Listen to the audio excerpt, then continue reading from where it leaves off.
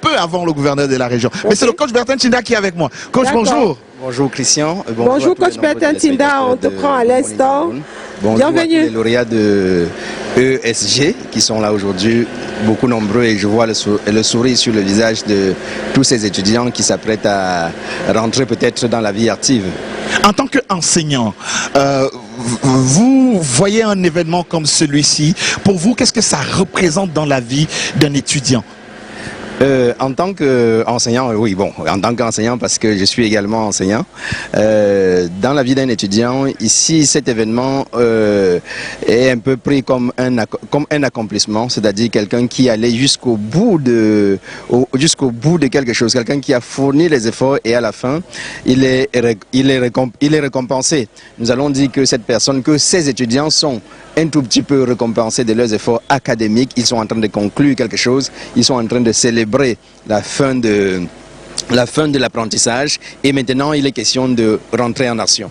Et voilà, rentrer dans l'action comme vous l'avez souvent préconisé. Alors, on va poursuivre notre sujet sur la réussite en affaires. On a appris de vous qu'il y a pas mal de choses qui permettent à ce que les uns et les autres ne réussissent pas véritablement en affaires, là où d'autres ont pourtant trouvé la réussite. On va revenir un petit peu sur les différentes étapes que nous avons parcourues. Évidemment, Christian, évidemment, tous les téléspectateurs de Good Morning Cameroun, si l'on demande aujourd'hui à ceux qui sont dans la vie en train de trimer, à 95% de la population qui se dispute 5% de la richesse, si on leur demande pourquoi est-ce que vous n'avez pas réussi dans la vie, ils vont vous sortir des raisons énormes, des raisons innombrables. Certains vont parler des réseaux, ils n'ont pas eu des réseaux, d'autres vont vous dire qu'ils n'ont pas eu quelqu'un qui puisse les soutenir à obtenir ce qu'ils veulent obtenir de la vie.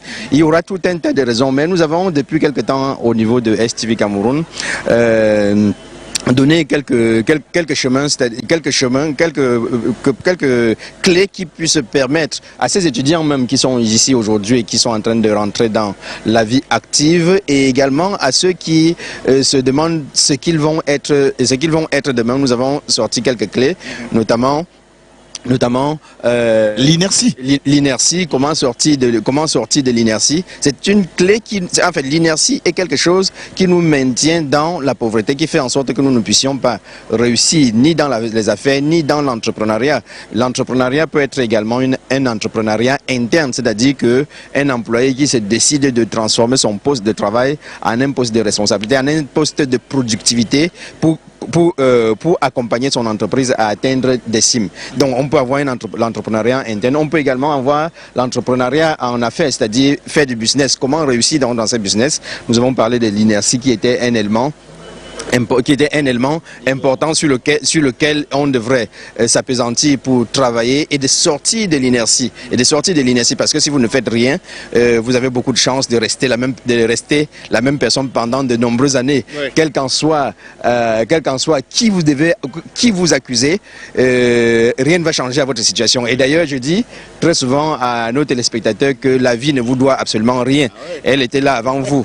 Vous devez faire le maximum avec le minimum que cette vie-là vous a donné. Donc vous devez sortir de l'inertie pour entreprendre quelque chose. À côté, il y a l'ignorance à côté. Oui, à côté de cela, nous avons déjà parlé de l'ignorance. Et dans cette ignorance, nous disions dans cette ignorance que si vous ne connaissez pas quelque chose, la vie ne va jamais vous pardonner parce que vous ne connaissez pas.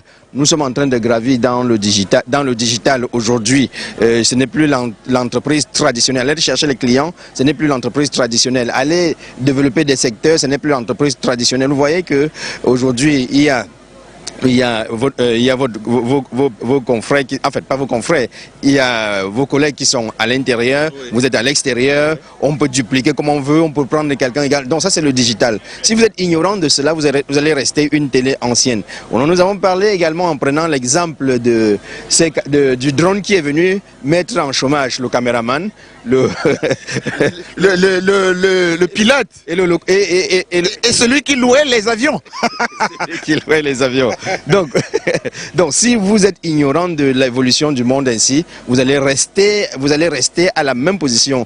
L'ignorance est un crime, mais seulement un crime que vous êtes en train de faire à l'endroit de vous-même. D'accord. À côté, il y a la dépendance aussi. Voilà, donc à côté, il y a la dépendance et la dépendance est un élément, je veux dire, très important sur lequel il faudrait absolument réfléchir, il faudrait absolument travailler parce que vous savez, voyez-vous, dans la dépendance, dans la dépendance, il y a la société qui aujourd'hui est engluée dans cette dépendance. Allez interroger n'importe quel jeune ici, il s'attendra à ce que vous lui donnez quelque chose. Allez demander le chemin à un enfant là, il s'attendra à ce que tu lui donnes quelque chose. Tu as combien? Tu as combien? Ou d'ailleurs même celui-là c'est encore passable. Il va dire tu as combien parce qu'il aura produit un renseignement. Oui. Mais il y a d'autres personnes qui vont seulement dire ma grand, il n'y a rien là pour moi. Mais il n'y a pas quelque chose pour moi. C'est ainsi que le phénomène de porteur, de président, de patron, de tout ça, on envoie des signes de reconnaissance parce qu'on espère obtenir quelque chose en retour. Et je veux dire seulement à nos téléspectateurs aujourd'hui que si vous êtes habitués à la dépendance, vous ne verrez jamais rien qui est pour vous. Et d'ailleurs, je vais donner quelques éléments de la dépendance ici. Il faut éviter d'accepter des cadeaux pour rien. C'est-à-dire que si on vous donne un cadeau que vous ne méritez pas, essayez de dire non, je ne mérite pas ce cadeau. Qu'est-ce que cela va produire en retour? En retour, cela va vous produire de faire des efforts pour obtenir ce qui est à vous. Retenez que nous sommes en train de parler ici de la réussite en affaires. Comment entreprendre et réussir. Si vous entreprenez et vous ne réussissez pas, c'est parce que si vous essayez de penser que vous devez entreprendre et vous ne réussissez pas, c'est parce que vous n'avez pas joint l'acte. Vous n'avez pas joint la parole à l'action. Joindre la parole à l'action, c'est d'essayer d'abord, sur le plan individuel, de sortir de cette dépendance-là. Donc, il faut éviter de prendre ce qui n'est pas à vous, ce que vous ne méritez pas. Je sais que c'est très difficile dans ce monde. C'est difficile, hein? Dans ce monde où on dit, on refuse, que on compte sur quoi. Mais sachez que si vous continuez à dépendre des gens, vous ne ferez jamais les efforts pour produire vous-même. D'accord. Il y a même je pense, le général de Gaulle qui disait que la main qui donne, c'est la main qui commande. Et on peut voir ça sur les plus hauts niveaux. Sur les plus hauts niveaux, vous voyez par exemple le FMI qui va octroyer des prêts, des dons même, des prêts, la Banque mondiale qui va octroyer, les autres pays qui vont octroyer des dons.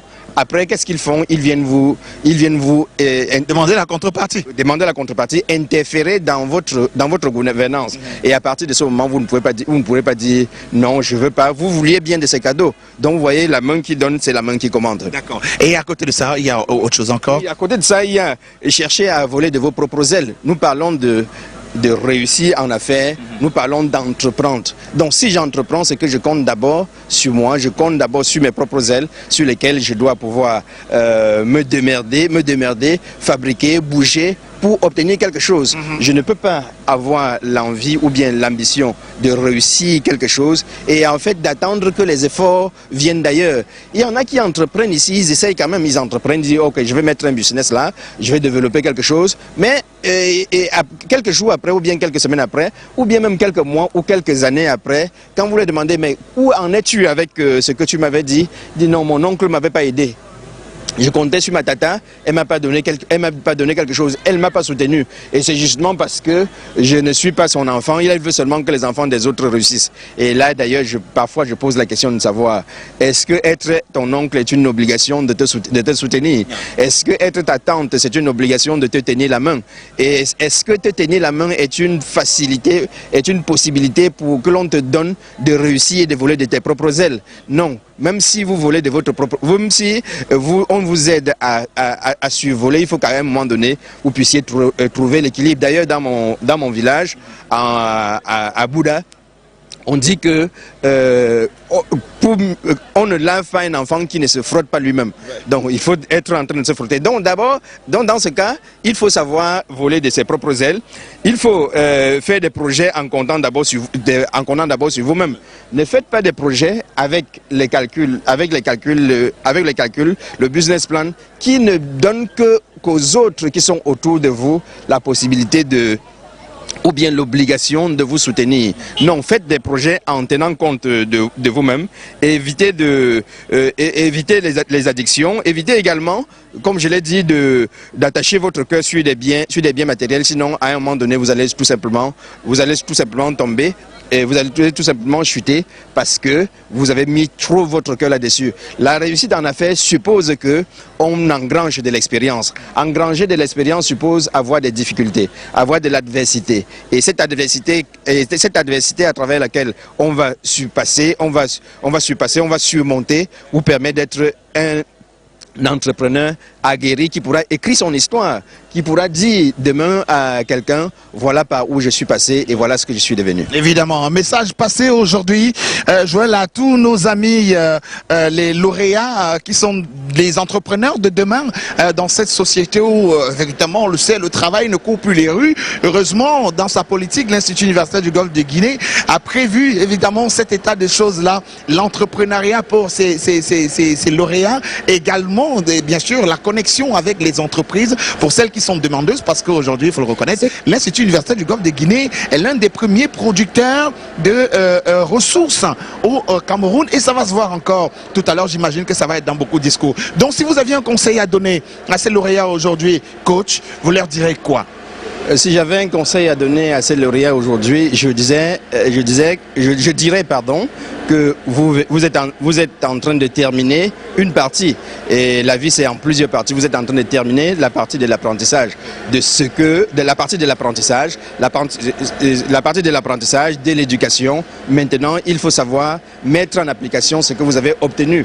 Je dirais à ces étudiants que ne pensez pas que c'est la fin de la chose. C'est vrai que c'est la fin de l'éducation, c'est la fin de... Non, c'est pas la fin de l'éducation, c'est l'apothéose. On vous donne un diplôme pour quelque chose, pour une spécialité que vous avez choisie, mais ne pensez pas que cette spécialité va se transformer du coup en argent. Vous devez démontrer quelque peu, démontrer quelque peu comment est-ce que vous allez faire pour vous insérer dans l'entreprise, parce qu'il est question aujourd'hui de s'insérer dans les entreprises. Et s'insérer dans les entreprises, personne ne vous prendra cadeau parce que vous avez juste un diplôme. On vous prendra parce que vous avez la capacité de faire quelque chose. Et je dis souvent à ces étudiants, quand on est en classe, qu'il faut savoir même offrir vos services pour rien, pour qu'on puisse vous détecter. Et une petite anecdote, Christian, je demandais à certains de mes étudiants, vous pensez qu'à partir de la semaine prochaine, ou bien à partir du moment où vous avez quitté l'université, qu'est-ce que vous allez faire? Est-ce que vous allez entreprendre de vous-même, ou vous allez rentrer dans une entreprise? Et certains m'ont dit, je vais commencer par faire moi-même. Je dis, il y a la théorie, il y a la pratique. Est-ce qu'il ne serait pas possible pour toi de t'insérer dans l'entreprise, de travailler et d'avoir de l'expérience que tu mettras de façon pratique? Il m'a dit, oui, prof, ça tu as raison, mais quand je vais en entreprise, il faudrait qu'on me paye. Ce que je vaux, désormais. Ce que je vaux désormais. Je dis, qu'est-ce que tu vaux? Qu'est-ce que tu vaux? Il dit que j'ai mon master 2. J'ai dit, est-ce qu'un master 2, c'est certes une orientation, une certification de certaines connaissances que vous avez, mais entre transformer ces idées, cette certification, en quelque chose de pratique, il faut également un pas. Qu'est-ce que vous produirez effectivement en entreprise pour que l'on puisse vous compenser avec les 200, les 500 ou les 1 million que vous désirez être payé? Qu'est-ce que vous allez faire de façon concrète? Ils ont dit, mais l'entreprise a commencé à fonctionner depuis. Donc je dis, donc l'entreprise a commencé à fonctionner depuis, on va vous donner un diplôme, on va vous donner du salaire, simplement parce que vous avez un diplôme. Si on donnait du salaire aux gens parce qu'ils avaient des diplômes, tout le monde serait salarié aujourd'hui. Serait salarié. C'est pour cette raison que dans votre CV, on vous demandera votre expérience. Donc, chers étudiants, ceux qui nous écoutent aujourd'hui, vous devez quitter d'ici et passer par la case expérience. Engranger cette expérience, et c'est ça que vous serez, et c'est ça que vous vendrez dans les entreprises au fur et à mesure que le temps viendra. D'ailleurs, il y a des modules que nous donnons dans du coaching qui sont pour l'accompagnement des professionnels à engranger, à progresser dans la ligne, dans leur carrière professionnelle, ou bien d'entreprendre et de réussir. Merci beaucoup, coach Bertin Tchida, pour tous ces conseils. Merci de nous avoir rejoints ici, du côté de la maison de parti de Bonanjo. Alors là, c'est la fêleur. On va voir, hein, les étudiants sont déjà là pour la majorité. En réalité, les familles ont occupé toutes ces tentes de l'autre côté. Landry, je ne sais pas si on peut bouger un peu, Joël. Tu es toujours avec moi, oui? Bien sûr, je suis avec toi. Écoute, voilà. Avant que tu ne libères le coach Bertrand Tchinda, c'est vrai qu'il n'est pas loin. Ouais, je pense avoir peut-être loupé quelque chose, mais je voudrais quand même ramener un tout petit peu cela sur la table au cas où ce serait correct. Est-ce qu'il m'écoute, le coach Bertrand Tchinda? Le coach Bertrand Tchinda, il est là.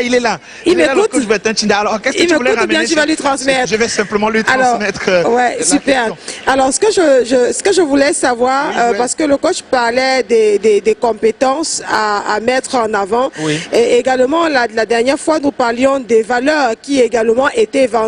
Et pas que le diplôme seulement au jour d'aujourd'hui, parce qu'il ne servait à rien d'avoir un employé qui brandit son master 2, comme il le disait tantôt dans l'exemple, et qui finalement se trouve être un malhonnête lorsque vous l'aurez mis dans la caisse et que finalement l'entreprise tombe en faillite. Je ne sais pas si le coach est revenu sur ce point-là, mais je voulais également qu'on revienne un tout petit peu, dans quelques secondes, sur le côté des valeurs qui sont également à revendre. Alors, le Joël parle des valeurs à revendre finalement. Ces étudiants qui sont arrivés, qui devraient normalement avoir certaines de ces valeurs pour pouvoir maintenir l'entreprise en équilibre, même sur le plan financier, en parlant justement de ces caisses qui sont, on va dire quoi, de ces gens qui vont voler dans les caisses aujourd'hui. On parle beaucoup de détournement des fonds. Ce sont les valeurs que ces étudiants devraient avoir aujourd'hui pour pouvoir être des employés modèles. Ah oui, c'est vrai que j'étais en train de prendre mon chemin déjà pour partir, et vous m'avez rappelé. Donc la question de Joël, c'est de savoir que les étudiants, en dehors de ce qu'ils ont comme connaissance, et comme connaissance, ils devraient y ajouter quelque chose, des valeurs certaines, des valeurs crédibles qui pourront leur permettre de s'insérer et de faire progresser l'entreprise. Évidemment, c'est un domaine sur lequel il doit falloir s'attarder, les étudiants devraient s'y attarder. Pas simplement les étudiants, mais tous les êtres humains également. Ça, c'est la partie du développement personnel. La partie du développement personnel va inclure votre programmation mentale, c'est-à-dire, mis à part les connaissances que vous avez obtenues au niveau de l'entreprise, il y a la façon par laquelle vous avez été programmé. Vous avez été programmé, par exemple, par votre entourage qui vous ont montré que quand on commence à travailler, il faut bénéficier. Il y a des gens qui vont vous dire non. Il n'y a pas d'avantages, ce sont les avantages des services. Ça veut dire quoi? L'article 2. Oui, et l'article 2 sont les avantages des services. Les avantages des services, en fait, on vous demande de voler, c'est ça l'avantage des services. Et ça, il y a des gens qui ont grandi dans un environnement, qui n'ont pas développé des valeurs d'honnêteté, de justesse, de serviabilité, d'humilité et même d'être bosseur. Vous voyez, à côté des connaissances que nous avons, à côté des diplômes que nous avons, on ne peut pas simplement vous employer parce que vous avez le diplôme, parce qu'on ne vous donne pas un gros poste de responsabilité parce que vous avez des diplômes, mais parce que vous développez ces valeurs-là. Et je conviens avec Joël que ces valeurs, ce sont des valeurs à revendre que l'on devrait développer au niveau, du développement personnel qui vous permettent d'être différent de l'autre. Prenons par un exemple, si on a deux étudiants qui présentent le même diplôme, pourquoi est-ce qu'on va choisir un et laisser l'autre? On va choisir un et laisser l'autre parce que dans le poste de responsabilité que l'on est en train de demander, il y a celui-ci qui a ce diplôme, ils ont ce diplôme, mais en dehors même de l'expérience, peuvent avoir la même expérience, mais quelles sont les valeurs à côté de cela? Par exemple, si vous voulez un comptable, est-ce que vous allez prendre un comptable sans enquête de moralité? Si vous voulez quelqu'un qui va travailler dans les ressources humaines, est-ce que vous allez trouver un RH qui n'a pas l'empathie pour l'être humain, qui n'a pas la sympathie pour les événements qui se passent autour de lui? Ouais, ce sont ces qualités que, au-delà de l'expérience, au-delà de la certification, au-delà des diplômes, il va falloir développer, cela va leur permettre de se vendre et de se vendre beaucoup plus cher. C'est pour ça que deux personnes présentant les mêmes diplômes, ils peuvent même avoir des expériences différentes. Regardez au top management des entreprises, tous aujourd'hui ont les MBA ou bien ils ont des doctorats. Mais est-ce que tous ceux qui ont le doctorat ou bien les MBA sont employés ou bien ils sont payés de la même façon? Même s'ils ont la même expérience, est-ce qu'ils sont payés de la même façon? Non, parce qu'à côté de ça, il y a des choses que l'on a à revendre. Donc je conviens avec Joël qu'il doit falloir développer, travailler sur la programmation mentale, travailler sur les valeurs après lesquelles on court, travailler sur sa vision, travailler sur l'amour que l'on a de soi et des autres, travailler sur la confiance en soi. Ce sont les éléments importants pour être un producteur aguerri, un producteur aguerri de demain. Merci beaucoup, coach Bertin Chida, pour cette explication très très importante. Mais voilà, Joël, je crois que tu as